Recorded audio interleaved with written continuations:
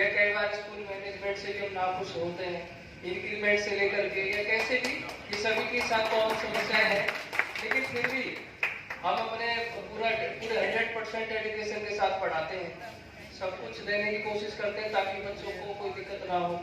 तो मैं ये चाहता हूँ कि मैं खुद भी ये समझता हूँ, खुद भी ऐसा करता हूँ कि घर की बातें केवल घर में, घर की समस्याएं घर में, लेकिन स्कूल में आने के बाद पूरी तरह से मैं बिल्कुल बच्चों का ही होकर रह जाता हूँ और बच्चों के लिए ही सोचता हूँ क्या मैं उनके लिए बेटर कर सकता हूँ, क्या मैं उनके बारे में अच्छा सोच सकता हूँ और खुश रहने की पूरी कोशिश करता हूँ, जैसे कि घर कुछ हुआ ही नहीं, या मान लो कोई जीवन में कोई समस्या है ही नहीं, और इतना खुश होकर के अंदर से को बढ़ाता हूँ कि पूरा दिन कब निकल जाता है पता ही नहीं चलता। तो एक इसी तरह से टीचर को ऐसा ही करना चाहिए कि वो उसकी समस्या व्यक्तिगत है, वो उनको कोई लेना देना नहीं होना चाहिए क्लासरूम में पहुंचने के बाद। और तभी अगर हम अंदर से खुश रहेंगे, अंदर से प्रसन्न रहेंगे, तभी तो हम कुछ अच्छा दे पाएंगे। अगर हम अंदर से ही निराश रहेंगे, अंदर से ही हमारा मन प्रसन्न नहीं रहेगा, तो हम उन्हें क्या दे पाएंगे। एक अच्छा चित्त, एक प्रसन्नता ही अगर हम अंदर से है तभी हम उन्हें कुछ अच्छा दे पाएंगे, वरना जो भी हम कुछ देने जा रहे हैं देंगे तो वो शायद उस तरह का होगा नहीं जो बच्चों के लिए लाभप्रद है। ऊपर ये चीज रहता है। मैं आप सबसे भी ये क्वेश्चन करना चाहूंगा, ये पूछना चाहूंगा कि आप लोगों के हिसाब से सबसे इम्पोर्टेंट चीज क्या है बच्चे का? Basic concept, basic concept. फिर हम पढ़ाई पे चले गए और कोई हाँ क्या डिसिप्लिन, वैल्यू, तो सबसे इम्पोर्टेंटली हाँ जी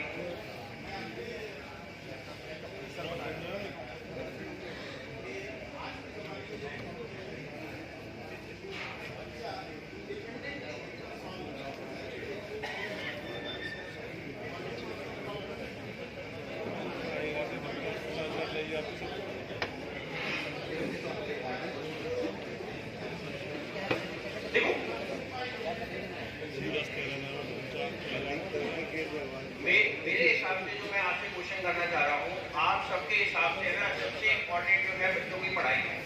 आप लोग बोलते हैं कि बच्चे को सिर्फ सिलेबस पे कंसंट्रेट नहीं करना, सिर्फ रटने पे कंसंट्रेट नहीं करना, पर हम आंसर लास्ट में देते हैं पढ़ाई। मेरे हिसाब से जैसे बंसल सर ने एक बात कही कि भाई मैं सेंट मैरी स्कूल में पढ़ाता हूँ, वहाँ पे बच्चे हाथ जोड़ के नमस्ते करते हैं, इस तरह से बैठ होते हैं। मेरे हिसाब से कई टीचरों से मैं पूछता रहता हूँ तो कोई कहता है कि नहीं सर, पढ़ाई से ज्यादा इम्पोर्टेंट जो है आपका शरीर है, आपकी हेल्थ है। क्योंकि आजकल कई बच्चे जो होते हैं बहुत ज्यादा, जैसे IIT क्रैक करने वाले बच्चे, आपने सुना होगा कि इंजीनियरिंग में जाते हैं सुसाइड करते हैं, है ना। कई हमारे इंडिया में भी ऐसे कई केसेस हमने सुनने को मिले हैं। तो कई टीचर से बात करता हूँ, उनके सामने हेल्थ है, और मैं लास्ट में इसी पॉइंट पे पहुंचता हूँ, जो पढ़ाई है वो मैं ना उसको 3rd नंबर देता हूँ। मैं चाहे टीचर हूँ, फिजिक्स का टीचर हूँ, फिजिक्स के पेपर की हम सब बात कर रहे थे, तो मेरे हिसाब से जो नंबर 1 चीज है ना, वो है बच्चे का करेक्टर। अब उस करेक्टर में, जैसे मैडम ने डिसिप्लिन की बात करी, वो करेक्टर में डिसिप्लिन आ गया। वो करेक्टर में जैसे सर ने नमस्ते की बात करी, पैर छूने की बात करी। आजकल सबसे ज्यादा इंपॉर्टेंट जो है ना, पेरेंट्स भी थोड़ा सा इग्नोर कर रहे हैं कि भाई थोड़ा बच्चा करेक्टर से हिल भी रहा है ना, तो कहते हैं कि ठीक है आज का मॉडर्न जमाना है, थोड़ा सा चलता ही है ऐसा। ये सबसे इम्पोर्टेंट चीज मेरे हिसाब से करेक्टर, क्योंकि अगर बच्चे का करेक्टर होगा, करेक्टर में डिसिप्लिन आ गया, और बहुत सारी चीजें, बच्चे का झूठ ना बोलना, सच बोलना। आजकल पढ़ाई के मारे, किसी चीज के मारे बच्चे कई बार झूठ बोल देते हैं, या कोई और चीज, मैं आप समझ सकते होंगे, आप इतने सालों से पढ़ा रहे हैं। तो सबसे पहला हमारा जो फोकस होना चाहिए बच्चे के करेक्टर डेवलप करने के ऊपर होना चाहिए। उस करेक्टर में डिसिप्लिन आ गया, उस करेक्टर में बहुत सारी चीजें आ गई। जब बच्चे का करेक्टर होगा, अब देखो कई बायो के टीचर भी यहाँ पे होंगे, तो हम सब जानते हैं कि इंसान का जो मन है ना, वो कभी भी खाली नहीं रह सकता। आप सोचिए कि भैया बिल्कुल खाली, बिल्कुल ऐसे हो जाए जैसे वो साधु कहते हैं ना कि बिल्कुल एक एकांत बिल्कुल हो जाए, ऐसा कभी हो नहीं सकता। तो अगर ऐसा हो नहीं सकता तो हम बच्चे को पॉजिटिवली अच्छी चीजों की तरफ डाइवर्ट करें।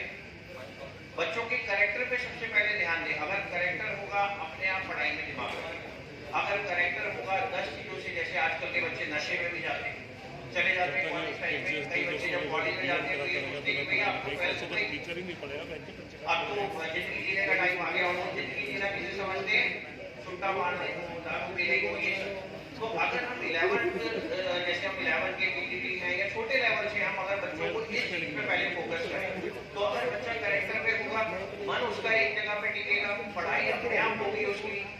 अपने आप आएगा, सिलेबस अपने आप कवर होगा, नॉलेज अपने आप आएगी, हेल्थ अपने आप आएगी। तो आज के बाद मैं थोड़ा सा ये चाहूंगा कि जो हमारे टीचर्स लोग हैं वो सबसे पहले इस चीज पे जरूर कंसंट्रेट करें, चाहे हम 40 मिनट में 15 मिनट बच्चों को कुछ ऐसी चीजें बताएं कि जिससे उनका कैरेक्टर सॉलिड बने। और सेकंड थिंग, फिर उसके बाद उनकी हेल्थ पे थोड़ा सा ध्यान दें कि भैया आपको पढ़ाई तो बिल्कुल ठीक है, आपको 90% 95% लाने हैं, आजकल कंपटीशन का जमाना है, बट आप ये 95 के अलावा थोड़ा सा अपनी हेल्थ पे भी ध्यान दें। सेकंड थिंग, और उसके बाद जो हम बात करते हैं कि सिलेबस कवर करना या नॉलेज लेना, ये मेरे को लगता है कि तीसरे नंबर पे आपको इसकी बात करनी चाहिए। अगर दो चीजें होंगी, करेक्टर और हेल्थ होगा। हाँ जी, हाँ जी बस।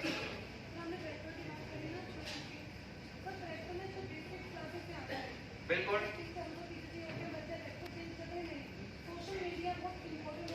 बिल्कुल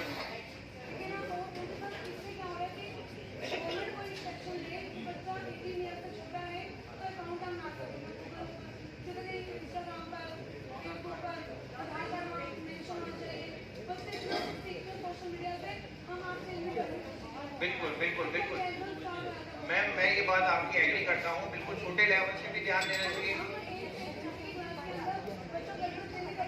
बिल्कुल बिल्कुल नहीं, हम मैं यही राजे को अभी है ना, जिस सर ने बात करी कि हमारी नई पॉलिसी आ रही है, ठीक है, अब एकदम से तो आएगी नहीं, एकदम से आ जाएगी। अभी सरकार ने आज बनाई और कल हमारा जो है कि इम्प्लीमेंटेशन हो गया, ऐसा नहीं होगा, टाइम लगता है। ऐसे इन चीजों में हमको भी टाइम लगेगा। बड़े लेवल पे अगर हम बात कर रहे हैं तो हम थोड़ा थोड़ा उसको करते हैं। बस मैं ये चीज पे फोकस करना चाह रहा हूँ कि अपनी पढ़ाई ठीक है, इंपॉर्टेंट है, बट दो चीजें जो मैंने बात करी, थोड़ा सा मैं बच्चों को पढ़ाता हूँ, मैं फिजिक्स का खुद टीचर, मैं टैगोर में इस वक्त पढ़ा रहा हूँ। टैगोर में शायद आप लोग टीचर जानते होंगे कि भाई बच्चों को 2 बजे के बाद भी रोकते हैं। आज संडे था, अभी हमारी क्लास लेके आ रहा हूँ 8 से 12 हमारी क्लास की। तो मैं बच्चों को ये नहीं कहता कि ये पढ़ाई पे हूँ, मैं बच्चों को ये कहता हूँ, अरे थोड़ा कमजोर बच्चा रहेगा, अरे तो जिम नहीं जाता क्या, जिम जाएगा, थोड़ा पढ़ाई फिजिक्स पढ़ता है ठीक है, केमिस्ट्री पढ़ता है ठीक है, थोड़ा जिम भी जाना है, थोड़ा ये चीज भी करनी है। तो ये थोड़ी चीजों पे हमको फोकस करना है। बस यही पॉइंट मैं कहना चाहता हूँ। Thank you. ये सब सारी चीज़ों को एसिमुलेट करना पड़ता है, लेकिन अभी जो इससे पहले स्पीकर थे ये बात कर रहे थे, तो खुद मुझे ऐसा लगा कि मुझे इसके ऊपर अपने विचार, अपने व्यूज़ जो है शेयर करना। तो अपने व्यूज़ और जो मेरा पॉइंट ऑफ व्यू है उनसे बिल्कुल अपोजिट। मतलब ऐसा नहीं है कि बच्चों को कैरेक्टरलेस बनाओ, इट डजंट मीन दैट, लेकिन मैं इस बात को एक केस स्टडी से शुरू करूंगा। मैनेजमेंट में ये केस स्टडी पढ़ाया जाता है। मीठापुर एक जगह जहाँ टाटा का प्लांट है, तो वहाँ पर किसी इंजीनियर को डिप्यूट किया गया था, और वो क्या उसने वहाँ पर बड़ा जो है उसका रिसर्च ओरिएंटेड माइंड था, और वहाँ पर बहुत अच्छा एक प्रोजेक्ट बनाकर अपने हेड ऑफिस को भेजा, और वहाँ से कुछ ऐसे जो इम्पोर्टेंट इश्यू हुए तो वो टाटा के पास डायरेक्ट वहाँ पर, तो वहाँ पर जैसे अलग अलग है कि येलो इनकम का ये मतलब है, यहाँ कोई भी पर्टिकुलर कलर होगा तो उसको एक सीधे जो है मतलब जो है एक इनकम भेजा गया, जिसका मतलब कि आप वापस आ जाओ, वहाँ आपको जो काम असाइन किया गया है वो काम आप नहीं कर रहे हो। हालांकि that was a very profitable project जो टाटा को दिया, उन्होंने ये एक्सेप्ट किया कि ये तो इसके लिए तो हमें बहुत पैसा खर्च करना है, लेकिन उन्होंने कहा कि ये आदमी, इसको जो काम असाइन किया गया है वहां पर इसके लिए कोई काम नहीं है, नहीं तो इतना करने के लिए उसके पास कहाँ से इतना समय जो है। तो मैं आपको ये बताना चाहता हूँ, आप जो कैरेक्टर के ऊपर एम्फेसाइज कर रहे हो, तो कैरेक्टर को इतनी आप इम्पोर्टेंस न दो का मतलब है कि आपका वो बेसिक काम नहीं है। आप देखिए कि आपके ऑर्गेनाइजेशन का पॉलिसी क्या है। It is competitive career oriented है तो उनको उधर ले जाए, और कैरियर अपने आप में नहीं, academic automatically it is connected, ठीक है। एकेडमिक्स अच्छा होगा तभी आप उसके पास, उसके बाद जो है good academics is a launching pad, जहां पर कॉम्पिटिटिव एग्जामिनेशंस के लिए आप वहां से लॉन्च हो सकते हैं। तो अगर मान लो कि आप यहाँ पर हैं, आप ये बताइए कि बहुत तमाम सारे गुरुकुल हैं जो पढ़ाई भी करा रहे हैं और उनको एक अच्छा कैरेक्टर का शेप भी दे रहे हैं, तो जिसका ये माइंड सेट होगा वो बच्चे को वहां पर भेजेगा, वो आपके पास क्यों भेजेगा? तो बहुत तमाम सारे ऑप्शंस हैं। तो you see the what are the policies of your organization, right, and accordingly do that. और अगर आपका जो कैरेक्टर है बच्चों को जो डेवलप करना है, उनको भाषण से या उनको ऐसे नहीं है, आपका अपने आप जो है किस तरह से आप उसका आचरण करते हैं, कैसे बिहेव करते हैं, बच्चा इससे ज्यादा जो है सीखेगा। अगर आप बच्चे को भाषण देना अगर शुरू कर दीजिए तो बच्चा आपसे दूर भागेगा। तो it is a sum total means it's a total personality of the organization. कोई भी ऑर्गेनाइजेशन ऐसा नहीं चाहेगा, लेकिन अगर आप इसमें ज्यादा दिमाग लगाएंगे तो आपका एकेडमिक्स और कॉम्पिटिटिव एग्जामिनेशंस का जो भी आप ऑर्गेनाइजेशन की जो पॉलिसी है वो सफल है।